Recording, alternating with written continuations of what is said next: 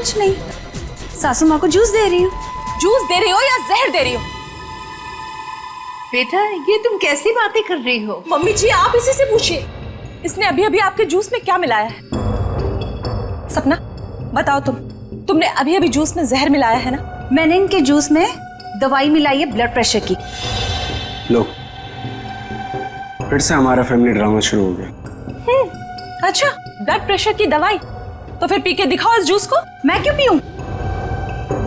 भाभी आप ये कैसी बात कर रही हैं? आप हमेशा सपना के पीछे हाथ में क्यों पड़ी रहती हैं? प्लीज एक सेकंड। सपना, क्या तुम्हें मम्मी जी ने कहा था जूस में दवाई मिलाने को? नहीं। तो फिर क्यों मिलाई जूस में दवाई? एक मिनट मैं 2 मिनट का बाथरूम चला गया, आप लोगों ने वर्ल्ड वॉर 3 शुरू कर दी। मैंने ही इससे कहा था जूस में दवाई मिलाने के लिए। सपना आज का डोज भूल गई थी तो मैंने कहा जूस में मिला दो। मुझे बहुत खुशी होती है ये देखकर कि मेरा परिवार मेरा कितना ख्याल रखता है, कितनी फिक्र है सबको मेरी। चलो मुझे जूस दो। I am sorry ladies and gentleman, please enjoy the party. Music please louder.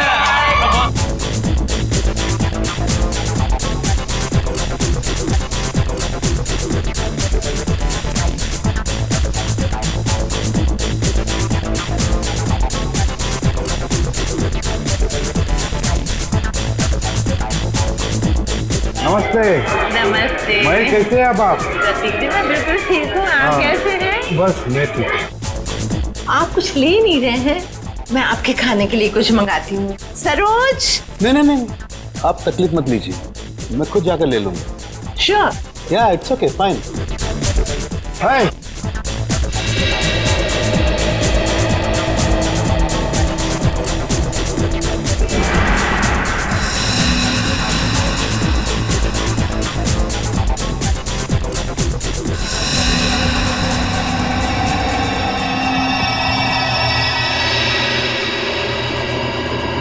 आनंद।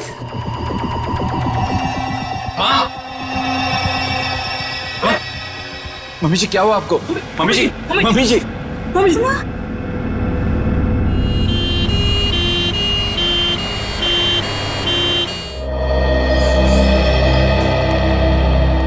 आइए सर, नमस्ते। मेरा ही नाम अहम है सर, मैंने आप लोगों को फोन किया था। अच्छा, अब कैसी है तुम्हारी मम्मी? डॉक्टर से इलाज कर रहे हैं सर, पता नहीं क्या होगा। घबराओ नहीं, सब ठीक हो जाएगा। जिस किसी ने मेरी माँ को मारने की कोशिश की है ना, उसको आप छोड़ना मत। एक बात बताओ अहम, क्या तुम्हें किसी पर शक है? मेरा मतलब है कौन कर सकता है ये तुम्हारी मम्मी के साथ? मुझे तो सभी पर शक है सर। अहम, कौन है ये लोग? CID। CID? पर किसने बुलाया इन्हें? मैंने बुलाया। क्यों? आप? जी मैं विकास, अहम का बड़ा भाई। क्योंकि आप में से किसी ने ही मम्मी की जान लेने की कोशिश की है। What nonsense! तुम अपने घर वालों पर शक कर रहे हो? आप घबरा क्यों रहे हैं भैया? कहीं आपको ये तो डर नहीं कि सपना भाभी की पोल खुल जाएगी? सर, पार्टी में मैं बताता हूँ क्या हुआ।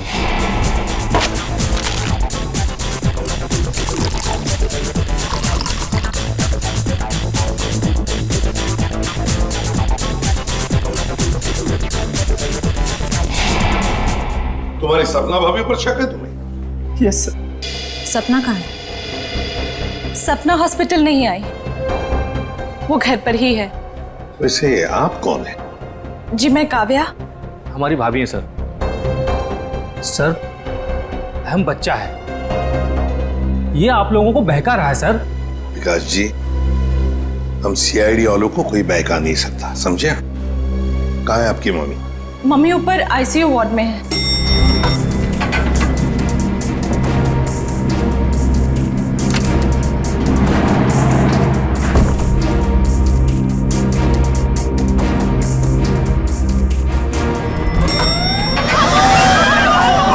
ठीक है, आग लगी है लगता है। तो लोगों को बाहर निकल, जल्दी जल्दी। आइए। उधर नहीं, इधर आइए प्लीज, आप लोग इधर आइए। जल्दी चलो। चलिए फ्लोर का, जल्दी आइए। नहीं नहीं, आप लोग इधर से आप लोग इधर से। जल्दी चलो। चलिए फ्लोर खाली है, चलिए जल्दी आइए। नहीं नहीं, आप लोग सीधे से जाइए। संभाल के संभाल के संभाल के।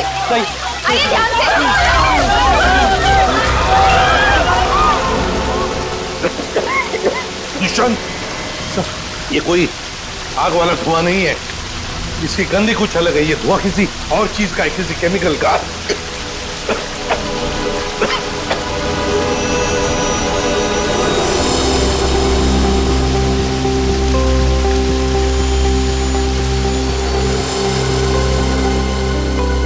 सर, हाँ? आपका अंदाजा सही था। ये देखिए, smoke bomb. My God, sir कहीं ये स्मोक बॉम्ब फायर अलार्म बजाने के लिए तो नहीं डाला गया था? आश्रय, फायर अलार्म बजाने के लिए ही स्मोक बॉम्ब लगाया गया था। मालिनी का कमरा ढूंढो जल्दी।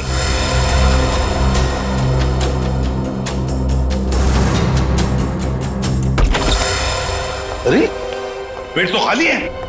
ये मालिनी जी कहाँ चली गई होंगे? ऐसा लगता है मालिनी जी जान खतरे में। स्टाफ को बुलाओ,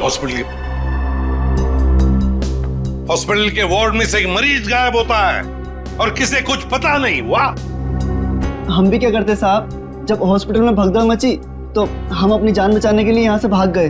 क्या तुम लोग जान बचाने के लिए भागे, मरीज को ऐसे ही छोड़कर? शर्म नहीं आई तुम्हें? सर, ये अचानक कैसे हुआ पता भी नहीं चला। हम मालिनी जी के परिवार वालों को बताने ही वाले थे कि उनकी मौत हो गई है।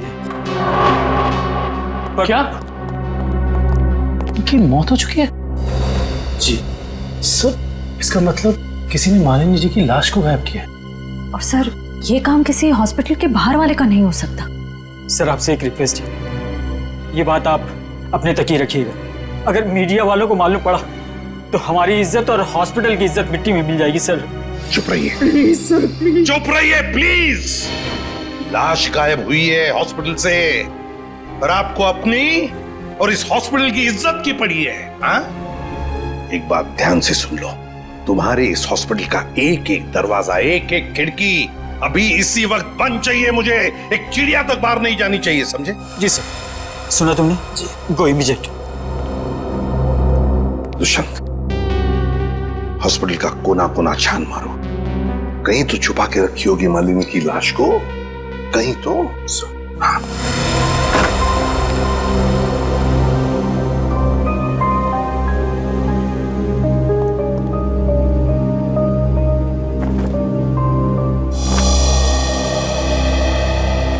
जरा एक बात बताइए, आपके मम्मी के साथ कमरे में कोई था उनकी देखभाल के लिए? जी सर, मेरे पति आनंद वहीं पर थे। आप मम्मी के साथ थे? तो फिर ये सब हुआ कैसे?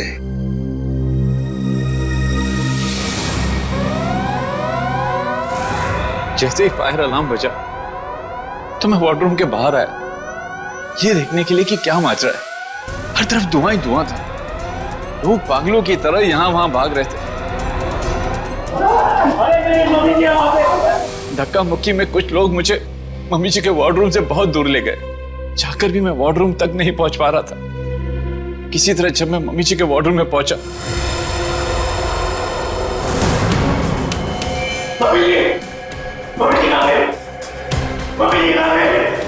तो मम्मी जी वहां पे थी ही नहीं। सर प्लीज प्लीज मम्मी जी को ढूंढ निकाली।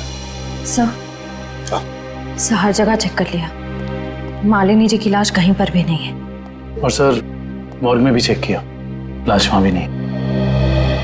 नहीं सर, इसका मतलब है जिसने भी ये किया है वो मालिनी की लाश को हॉस्पिटल के बाहर ले जा चुका है। काम करते हैं, हॉस्पिटल के गेट पर जो सीसीटीवी कैमरा लगा हुआ है उसका फुटेज चेक करते हैं।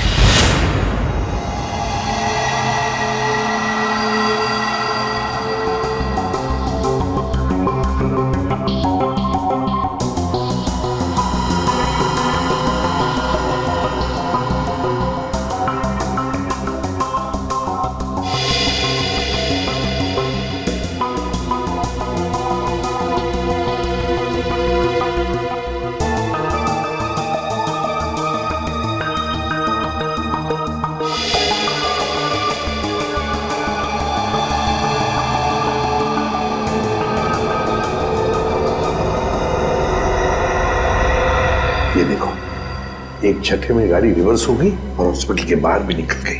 जरूर मुजरिम मालिनी को इसी गाड़ी में लेकर गया होगा। एक मिनट, जरा इस फुटेज को रिवाइंड कीजिए, हमें कार का नंबर चाहिए। पॉज करो, जूम इन करो। XYZ 5139। सर आप सही कह रहे हैं, या मुजरिम मालिनी जी को इसी गाड़ी में लेके गया होगा। हाँ निखिल, काम करो, कंट्रोल रूम में फोन करके इस गाड़ी का डिस्क्रिप्शन दे दो और उनसे कहो जहां पर भी ये गाड़ी देखे हमें इन्फॉर्म करें लोकेशन। और ये गाड़ी ये तो आग लग गई है।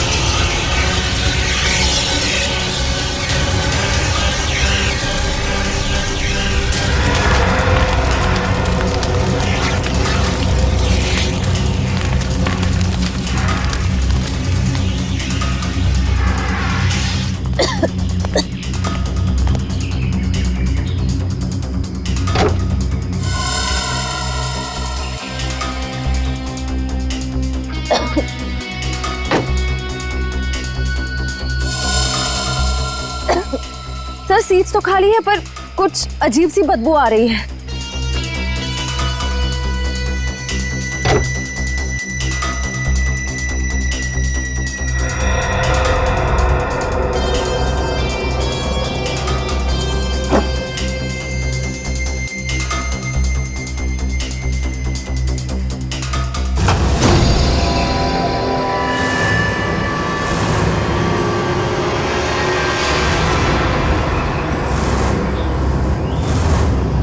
सर ये लाश तो जल चुकी है। शायद सबूत मिटाने के लिए खूनी ने मालिनी जी की लाश को जला दिया। आप इतने यकीन से कैसे कह सकते हैं कि ये लाश मेरी माँ की है? इसका चेहरा तो बुरी तरह जल चुका है। देखिए,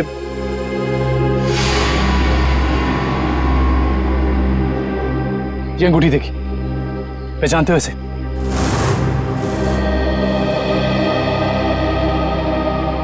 तो मेरी माँ की अंगूठी।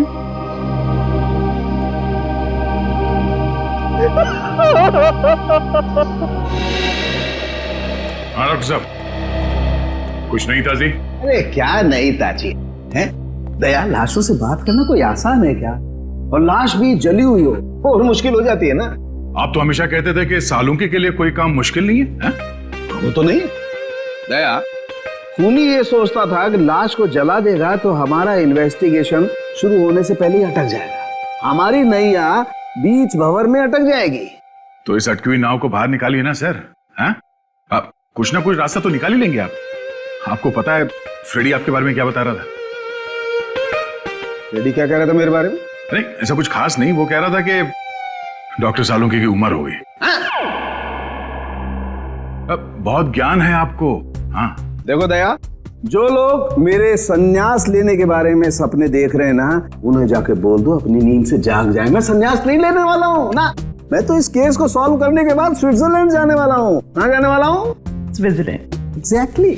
हम भी चलेंगे आपके साथ स्विट्जरलैंड, पर पहला कदम तो उठाइए इस केस को सुलझाने की ओर। पहला कदम तो उठ चुका है भाई।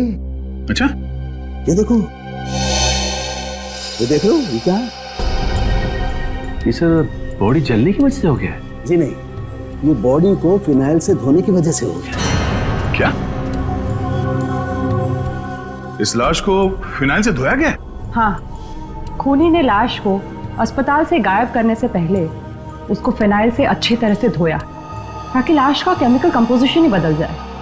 खूनी ने हर कदम इसी मकसद से रखा है ताकि हमारे रास्ते में ज्यादा से ज्यादा कठिनाइयां आ सके। इस लाश को पहले फिनाइल से धोया और फिर इसे आग लगा दिया? जी हाँ, और सबसे पहले क्या जलाए? सबसे पहले जलाए बाल, क्योंकि बालों में सबसे ज्यादा और सबसे पहले असर होता है जहर का। सर काव्या ने बताया था ना कि शायद जहर सपना ने दिया है मालिनी जी को। हाँ, इसीलिए तो जला दिए ना भैया, सबसे पहले बाल, क्योंकि जहर दिया था। मतलब ये सब सपना का ही काम है।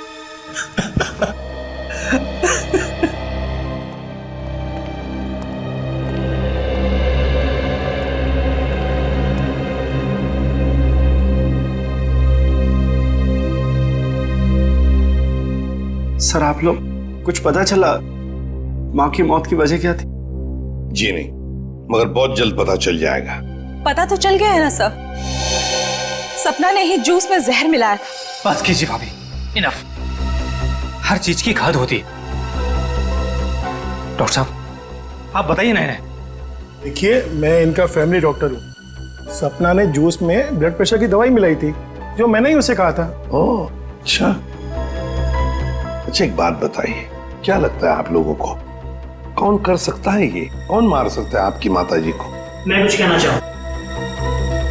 आप? जी सर, ये हमारे परिवार के वकील हैं, मिस्टर संजीव। संजीव जी, कहिए संजीव जी, क्या कहना चाहते हैं आप? देखिए सर, मुझे शक तो नहीं है। हाँ, मगर पार्टी के बाद मालिनी जी मेरे साथ एक मीटिंग करना चाहती थी। मालिनी जी आपके साथ मीटिंग करने वाली थी? किस सिलसिले में? अपनी वसीयत बदलने के सिलसिले में। वसीयत बदलना चाहती थी? अच्छा। मीटिंग ही नहीं हो पाई क्योंकि अचानक इनकी तबीयत खराब हो गई। अच्छा संजीव जी, ये बताइए, अभी जो वसीयत है जो मालिनी जी बदलना चाहती थी, क्या है उस वसीयत में, कुछ बता सकते हैं आप? सर, इस वक्त जो वसीयत है उसके हिसाब से आधी जायदाद मिस्टर आनंद के नाम पे है और बाकी बची हुई आधी जायदाद दोनों भाइयों के नाम पे है। वकील साहब ये बताइए कि ये जो नई वसीयत है वो क्या होने वाली थी? सर, यही तो सब डिस्कस होना था, इससे ज्यादा मैं कुछ नहीं जानता। मालिनी जी की अचानक तबीयत बिगड़ गई और मीटिंग हो नहीं पाई। दुष्यंत, पता लगाना पड़ेगा मालिनी जी अगर वसीयत बदलती तो किसका फायदा होने वाला था और किसका नुकसान।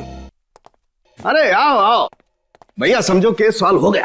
क्या बात है सर, लगता है लाश से कोई बड़ी जानकारी निकाल ली आपने। रिया जनाब, पार्टी में मालिनी जी के कान से खून बह रहा था ना। हाँ, उसकी वजह पता चल गई आपको? जी हाँ, उसकी वजह थी दया साहब जहर। जहर जिसने ऑरल ट्रैक्ट को यानी कि कान के इस हिस्से को बिल्कुल तबाह कर दिया, बर्बाद कर दिया। देखो, तो जहर की वजह से नस फट गई और कान से खून बहने लगा। और इतना ही नहीं, इनके खून में से हमें बहुत ज्यादा मात्रा में नाइट्रोजन के कंपाउंड्स भी मिले। और तो और इनकी किडनीज में से हमें बढ़ी हुई मात्रा में पोटेशियम और मैग्नीशियम मिला है। और ये सारी चीजें सिर्फ एक ही तरफ इशारा करती हैं, जहर। सर, फिर तो हमें सपना को गिरफ्तार कर लेना चाहिए। नहीं, यहीं पर कहानी में जरा सा ट्विस्ट है।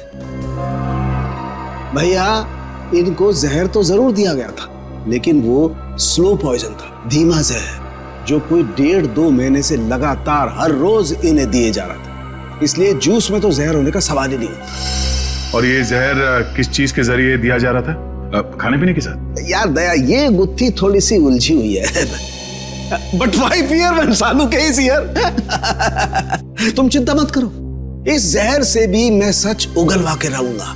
ठीक है सर, आप इस जहर से सच उगलवाइए, तब तक मालिनी के घर वालों से सच उगलवाते हैं।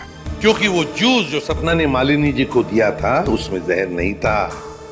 मालिनी जी की मौत स्लो पॉइजनिंग से हुई है। स्लो पॉइजनिंग, धीमे धीमे असर करने वाले जहर की वजह से, जो उन्हें 45 दिन तक रोज लगातार दिया गया था। धीमा जहर? मां को मारने की इतनी बड़ी साजिश? जी, और ये साजिश किसी आसपास वाले की है, जो उनके खाने के साथ, उनकी दवाइयों के साथ छेड़खानी कर सकता था। सर, चाय लीजिए आप लोग। थैंक यू, आप लीजिए।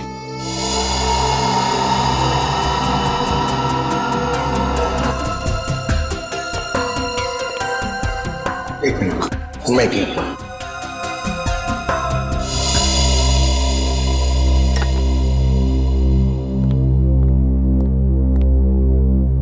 एक बात बताइए, मालिनी जी को रोज दवाई कौन देता था?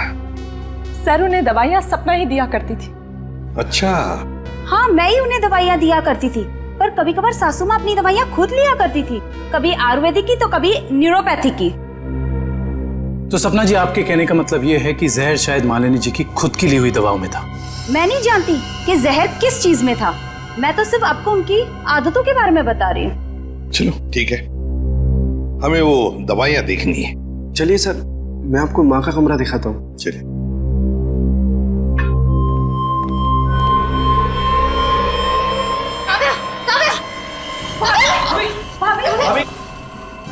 भाभी क्या हुआ आपको? भाभी सांस लेने में दिक्कत हो रही। सुरेश पानी लाओ। अरे पानी लाओ। दुष्यंत, लता इनकी तबीयत बिगड़ती जा रही है, जल्दी से एम्बुलेंस बुला लो और हॉस्पिटल ले जाओ इसे। श्रेया तुम भी जाओ साथ में।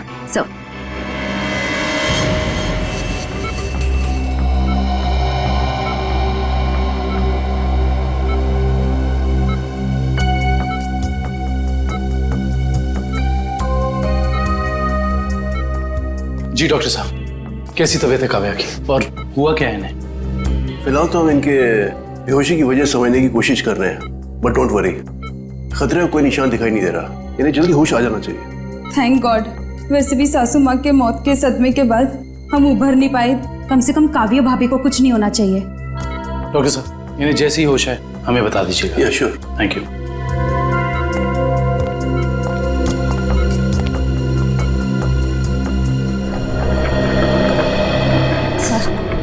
सर मुझे तो इस सपना पर शक हो रहा है। वहाँ पार्टी में काव्या के साथ झगड़ा कर रही थी और यहाँ इसे काव्या की इतनी परवाह हो रही है। और श्रेया होना उस चाय में कुछ था जिसे पीते ही काव्या बेहोश हो गई। सर चाय तो मैंने भी पी थी, थैंक गॉड मुझे कुछ नहीं हुआ। Are you sure Pankaj? Sure मतलब सर? मतलब चक्कर वक्कर तो नहीं आ रहे ना तुम्हें? चक्कर नहीं सर, चक्कर नहीं आ रहे, मगर पेट में कुछ गड़बड़ लग रही है सर। पेट में गड़बड़ लग रही है, गर्मी हो रही है, कहीं से वो तो नहीं हो गया? पंकज, और अगर तुम्हें सीरियसली कुछ हो भी गया है तो हम हॉस्पिटल में ही है ना। अजीब बात है, ये काव्या का पति आनंद अभी तक आया नहीं। पंकज, उसका नंबर ट्राई करो।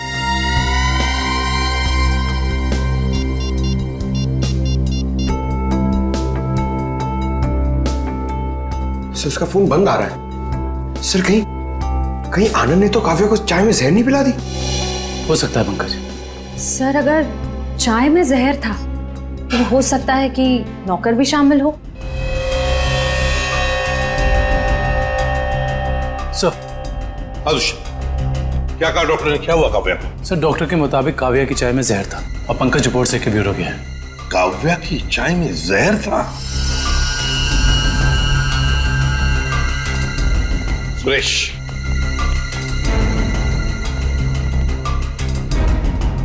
तो बताओ सुरेश, चाय में जहर कहां से आया?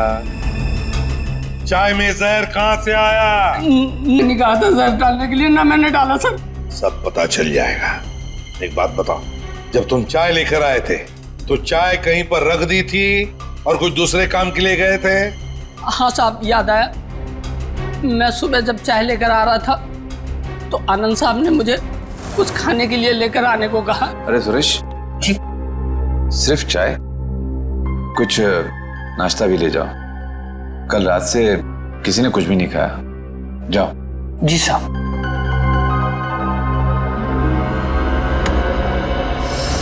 आनंद कहाँ है? सर ये अपने रूम में सो रहे हैं।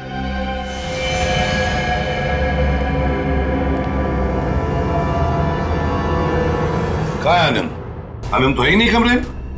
पता नहीं सर, अभी तो भैया यहीं सो रहे थे। फोन करके बुलाओ।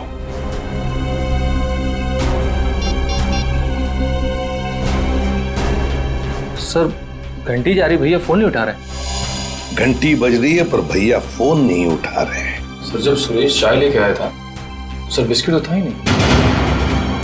और तो और सर, जब चाय आई तो वहाँ पे आनंद भी नहीं था, तो आनंद को पता कैसे चला कि कौन सा कप किसके हिस्से में जाने वाला है? हाँ वाकई आनंद तो वहां था ही नहीं चाय पीने के लिए।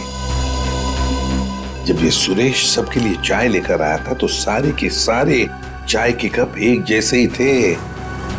उसमें एक मग था, मग बड़ा सा, जो काव्या ने उठाया था। तो हो सकता है वो काव्या का खास मग हो जिसमें वो हर बार चाय या कॉफी पीती हो। हाँ सर। और ये बात आनंद को मालूम थी। हेलो एसीपी साहब, मैं डॉक्टर सुमित। हाँ डॉक्टर सुमित, बोलिए। एसीपी साहब, आप जल्दी चले आइएगा, मुझे आपको कुछ जरूरी बात बतानी है। क्या हुआ डॉक्टर सुमित? ये काव्या तो ठीक है ना? हाँ वो ठीक है, मैं आपको फोन पे नहीं बता सकता, आप यहाँ जल्दी चले आइएगा। हेलो, लगता है बहुत बड़ी गड़बड़ हुई है हॉस्पिटल में। Let's go. लिस्ट बना के दोबारा से डिटेल मुझे दे देना, ठीक है? बाकी सब मैं देख लूंगी। डॉक्टर सुमित कहाँ मिलेंगे? सर उन्हें तो आईसीयू में भर्ती किया है। डॉक्टर सुमित को आईसीयू में भर्ती किया है? क्यों? सर एक बहुत बड़ा हादसा हो गया। डॉक्टर सुमित अपने कैबिन में खून में लथपथ मिले सर, और उनके सर पे बहुत गहरी चोट आई है। माय गॉड, क्या मिल सकते हैं उन्हें? फिलहाल तो नहीं सर, वो कोमा में है। होश में कब आएंगे नहीं पता। दुष्यंत, जरूर ये वही मुजरिम है जो ये सब कर रहा है। वो अभी भी हॉस्पिटल में ही है, पहले मालिनी के साथ और अब डॉक्टर सुमित के साथ। काव्या सर, कहीं उस मुजरिम का अगला निशाना काव्या तो नहीं? काव्या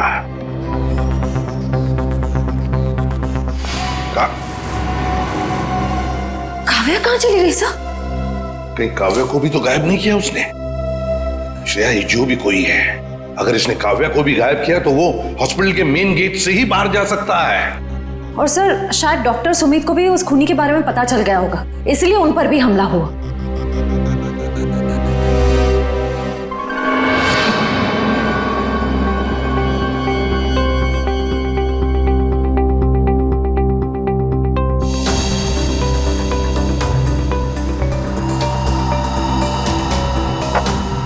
निखिल, तो शायद डॉक्टर सुमित यहाँ फोन पर बात कर रहे थे और फिर पीछे से कोई आया और जोर से उनके सर पर वार किया और वो यहाँ नीचे गिर गए। हाँ साहब, डॉक्टर साहब के सिर के पीछे चोट आई है। अच्छा, हादसे के बाद डॉक्टर सुमित के केबिन में कितने लोग आए थे? सब 4-5 जन आए थे उनको आईसीयू में ले जाने के लिए। सर आनंद का अभी तक कुछ पता नहीं चला है, कहीं इस सब के पीछे उसी का हाथ तो नहीं? ये आनंद ही कुछ गड़बड़ है, कुछ न कुछ तो गड़बड़ जरूर है इस आनंद में। आइए सपना जी, आइए। कहाँ गई थी आप? वो मैं काव्या की रिपोर्ट्स लेने गई थी गैस्ट्रोलॉजिस्ट डिपार्टमेंट के पास। क्या हुआ? वहां से एक रिपोर्ट लाने में इतना वक्त? लाइन बहुत लंबी थी, मगर क्यों? क्या बात है? काव्या कहाँ है? काव्या गायब है, समझिए आप? क्या? सर ये ब्लड सैंपल्स तो ले लिए, लेकिन सर क्योंकि बाकी लोग डॉक्टर साहब के कैबिन के अंदर चले गए थे, इसलिए सारे जरूरी सबूत मिट गए। और यहाँ पे काव्या गायब है ना दुष्यंत? ये किसी एक आदमी का काम नहीं, ये जो भी कर रहा है ना उसका कोई साथी है। एक इनके परिवार में से कोई और दूसरा इस हॉस्पिटल में से कोई।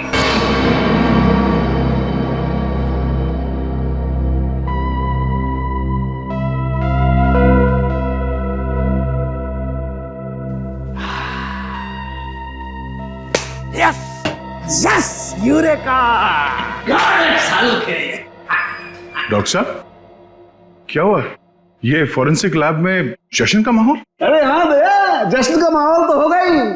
स्विट्जरलैंड की हसीन वादियां पुकार पुकार के कह रही हैं, सालुखे आजा रे तू आजा, तेरा इंतजार है। मतलब आपको पता चल गया कि वो लाश के अंदर जहर कहां से गया? जहर बॉडी में आया था दांत से। दांतों से जहर? हाँ सचिन, मालिनी ने 2 महीने पहले ही अपने दांतों का रूट कैनल करवाया था और इस ऑपरेशन के दौरान उसके दांतों में जो मर्क्यूरी का इस्तेमाल किया गया था वो मात्रा में बहुत ज्यादा थे। मरकुरी अपने आप में ही एक जहर है ना डॉक्टर साहब? बिल्कुल। और जब जब मालिनी जी खाना खाती थी, खाने को अपने दांतों से चबाती थी, तब तब दांतों में छुपा हुआ वो मरकरी खाने में मिक्स हो जाता था और पेट में चला जाता था, और पेट से फिर पूरे खून में मिक्स हो जाता था। यही है वो स्लो पॉइजन जिससे वो बेचारी बेमौत मारी गई। सर, हो सकता है कि डेंटिस्ट ने ये सब जानबूझ के ना किया, गलती हो गई उससे, मे बी मेडिकल नेग्लिजेंस। नहीं सचिन, ये मौत एक हादसा होता तो लाश को जलाया नहीं जाता। जिस किसी लिए डेंटिस्ट ने भी ये किया है, जानबूझ के ही किया है। वकील साहब, जैसा कि आप जानते हैं कि हमारी माँ अपनी वसीयत बदलवाना चाहती थी। जी हाँ। मगर वो ऐसा कर नहीं सकी, तो ऐसी स्थिति में क्या हमारा बंटवारा पुरानी वसीयत के हिसाब से होगा? दरअसल बात यह है कि मैं और आपकी माताजी। अरे वकील साहब आप, डॉक्टर साहब आप भी? मैं तो सिर्फ ये पूछने आया था कि क्या आपकी माताजी ने कभी अपने दांतों का इलाज करवाया था 1.5-2 महीने पहले? नहीं सर, उन्होंने कभी मुझे तो नहीं, उन्होंने कभी हमें इस बारे में कुछ नहीं बताया। डॉक्टर साहब आप तो फैमिली डॉक्टर हैं, आपको तो पता होगा। मुझे भी कभी उन्होंने इस बारे में कुछ नहीं कहा। दुष्यंत, काम करो, घर की अच्छी तरह से तलाशी लो, शायद कुछ मिल जाएगा। और निखिल, घर में जितने भी नौकर हैं सबको ऊपर बुलाओ, लेकर आओ। एक बात बताओ, क्या तुम में से कोई जानता है कि मालिनी जी ने अपने दांत का इलाज करवाया था किसी दांत के डॉक्टर के पास 1.5-2 महीने पहले? सब एक दिन अचानक मालकिन के दांतों में दर्द हुआ तो उनका ड्राइवर उन्हें डेंटिस्ट के पास लेकर गया था।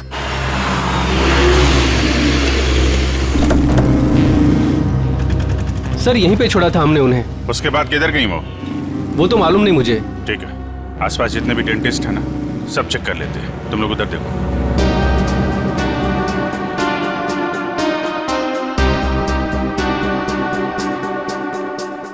हम लोग सीआईडी से।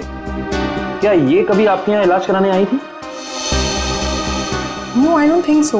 यहाँ पर आए हैं। यहाँ से देखिए, ये 2 महीने पुरानी बात है। नो सर, ये लेडी कभी हमारे वहाँ इलाज के लिए नहीं आई। नहीं, मुझे नहीं लगता है यहाँ पर आए हैं। आई नॉर्मली मैं पेशेंट्स को याद रखती हूँ अपने। Thank you very much. Thank you sir, उस साइड किसी भी डेंटल क्लिनिक में मालिनी को किसी ने पहचाना नहीं। अच्छा, यहाँ देख लेते हैं।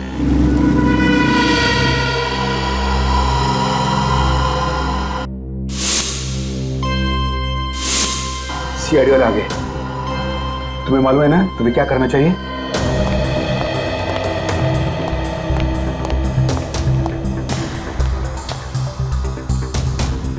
Excuse me. जी कहिए। हमें डॉक्टर से मिलना है। जी कहिए, मैं डॉक्टर कल्पना हूँ। आपके पास अपॉइंटमेंट है? डॉक्टर, हम सीआईडी से। इन्हें पहचानती हैं आप? इन्हें कभी देखा नहीं है। कौन है ये? इनका नाम मालिनी है और इनका खून हो गया है। क्या? खून? क्या हुआ? खून का नाम सुनते ही आपकी जबान लड़खड़ाने की लग गई? नहीं नहीं, यहाँ पहली बार सीआईडी आई है ना, तो मैं थोड़ी नर्वस हो गई। कोई बात नहीं, आप परेशान मत होइए। Thank you very much.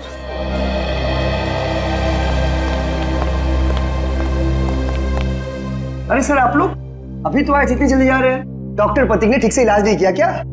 Doctor Prateek? यहाँ तो कोई लेडी डॉक्टर है ना? No no, no lady, no lady, only gents, only gents, doctor Prateek. अच्छा अच्छा।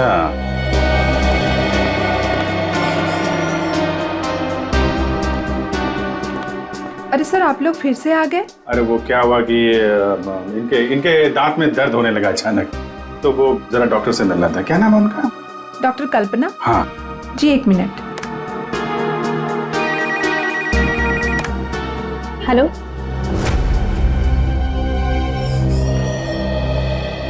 क्या हुआ सर? मेरे दांत में बहुत दर्द है, मगर मुझे एक जेंट्स डॉक्टर चाहिए। लेडीज डॉक्टर में वो शर्म आती है। नहीं नहीं, या तो मैं ही हूँ। लेकिन दीवार पे तो डॉक्टर प्रतीक का सर्टिफिकेट लटका हुआ है। ये नाम तो किसी लेडी का नहीं हो सकता ना? चेक कर लेते हैं एक बार। सर कहाँ जा रहे हो आप? डॉक्टर प्रतीक। डॉक्टर प्रतीक,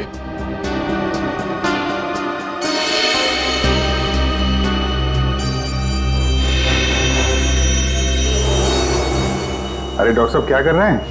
आप चले जाइए यहाँ से। डॉक्टर साहब कुछ गिर गया क्या यहाँ पे आपका? मैंने कुछ नहीं किया है। आइए आइए, बाहर आइए, आइए। अब चले जाइए यहाँ से। अरे अरे चले जाएंगे डॉक्टर साहब। आप चले जाइए। अब जाएंगे, पहले थोड़ी बातचीत तो कर लें। लेकिन मैंने कुछ नहीं किया। अरे आइए तो सही, आइए आइए। मैंने कुछ नहीं किया। हाँ। सर ये ऐसे नहीं मानेंगे, लगता है डेंटिस्ट साहब के दांतों का इलाज करना पड़ेगा। अरे लेकिन हम में से किसी को डेंटिस्ट्री आती नहीं है। अरे नहीं आती तो आ जाएगी। क्यों डॉक्टर साहब, प्रैक्टिस मेक्स मैन परफेक्ट ना। आपने भी तो प्रैक्टिस से सीखा होगा। आती। हाँ तो फिर आइए प्रैक्टिस कर लेते हैं। आइए बैठिए बेटा। अरे भाई बेटा आइए बैठिए। बैठिए। ये क्या कर रहे हैं आप लोग? ये गलत कर रहे हैं आप लोग। तुमने जो किया वो ठीक था क्या? मैंने गलत कुछ नहीं किया। गलत तो हम भी नहीं कर रहे हैं डॉक्टर साहब, आप जल्दी से मुंह खोल दीजिए वरना बता। मालिनी का इलाज मैंने किया था। और इलाज के बहाने उसके दांतों में ज्यादा मरकुरी भी तुमने डाली थी। गलती हो गई। गलती नहीं है, ये गुनाह है। किसके कहने पे किया था? मुझे नहीं मालूम। आनंद पैसे दिए थे मुझे इसलिए। कहाँ मिलेगा ये? भाई को था।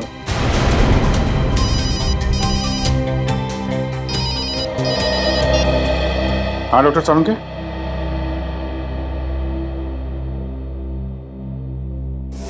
क्या? आनंद रुक जाओ। आनंद गोली चल जाएगी। आनंद रुको। आनंद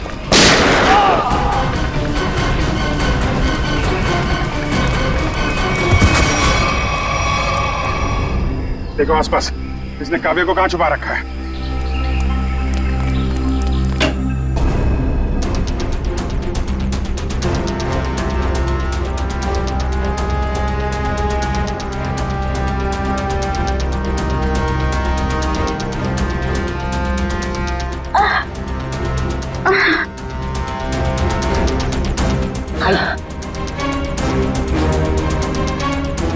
चलो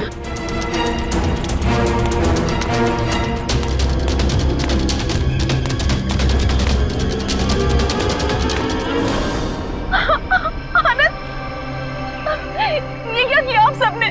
मेरे पति को मार डाला। आनंद पूछो। सर, इनके प्यार को तो देखकर ऐसा लगता है कि अगर इन्हें ऑप्शन दिया जाए कि ये मर जाए और इनका हस्बैंड जिंदा हो जाए तो वो ऑप्शन जरूर ले लेंगी। क्यों नहीं सर, ये तो एक भारतीय नारी का फर्ज है ना। पर अफसोस मेरे पति खुद ही मुझे जिंदा नहीं देखना चाहते थे। ये तो भगवान का शुक्र है कि मेरी चाय में जहर थोड़ा कम था, वरना आज आपको यहाँ मेरी लाश मिलती। अभिजीत, काव्या की चाय में जो दवाई के ट्रेसेस मिले हैं उससे किसी की जान नहीं जा सकती। एक मिनट, आपको कैसे पता चला कि आपकी चाय में जहर कम था? वो सर अभी आप ही ने तो कहा। अरे हमने कब कहा? हाँ याद आया, आनंद ने बताया था। हाँ? आनंद कैसे बताएगा? आनंद बेचारा तो खुद ये बात नहीं जानता था। ये बात जानती थी तो सिर्फ एक औरत, और वो औरत तुम हो काव्या। आनंद, तुम जिंदा हो। मेरे साथ इतना बड़ा धोखा। क्या करें, लोहे को लोहा काटता है, उसी तरह धोखेबाज का एक ही इलाज है, धोखा। जब डॉक्टर प्रतीक ने हमें बताया कि आनंद 22 गोदाम में मिलेगा,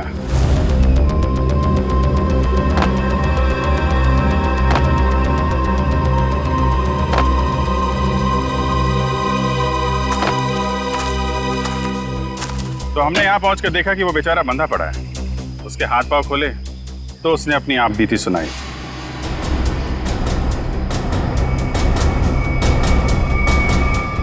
किसने किया ये सब है? ये सब मेरी देवी काव्या ने किया है सर।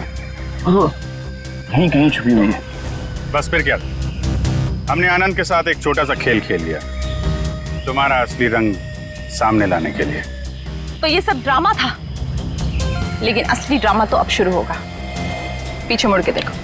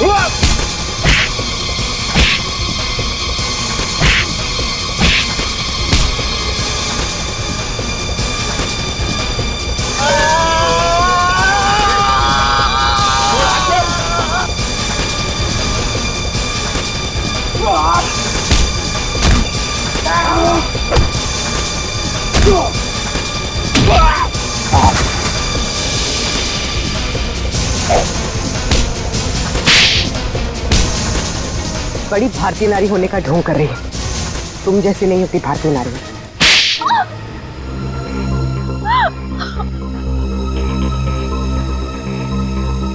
सासू माँ ने आधी जायदाद आनंद के नाम कर दी थी, और आनंद अपने भाइयों से बहुत प्यार करता था, तो वो अपनी जायदाद का हिस्सा भी अपने भाइयों को देना चाहता था। और ये बात आपको बहुत खटकती थी, क्यों? मुझे पता था सर, मुझे पता था कि वो सासू माँ पे दबाव डालेगा वसीयत बदलने के लिए। इसलिए तुमने उन्हें डॉक्टर प्रतीक के पास भेजा, उनकी दांत की तकलीफ का फायदा उठाकर, ताकि इससे पहले कि वो अपनी वसीयत बदले उनकी मौत हो जाए। हाँ सर, और मैंने प्रतीक से कहा अगर वो पकड़ा जाए तो मेरा नहीं आनंद का नाम ले, ताकि आपके सास यानी मालिनी जी के खून के जुर्म में आनंद यानी आपका पति फंस जाए, जिससे 25 करोड़ की आधी जायदाद आपकी हो जाए। हॉस्पिटल में डॉक्टर सुमित तुम्हारी सच्चाई जान गए थे, इसलिए उन पे भी हमला किया तुमने। मैं क्या करती सर, उसने मुझे फोन पे बात करते हुए सुन लिया था। अब बारी है खेल के दूसरे पड़ाव की, जिसमें हम दुनिया को ये दिखाएंगे कि मेरे पति परमेश्वर यानी कि मिस्टर आनंद कुमार ने अपनी ही पत्नी को अगवा कर लिया। तो डॉक्टर सुमित को कोमा में पहुंचा दिया, अपने पति की किडनैपिंग की और मालिनी जी का खून कर दिया। दौलत की भूख मिटाने के लिए इतने सारे जुर्म किए तुमने, लेकिन सजा सिर्फ एक ही मिलेगी, फांसी।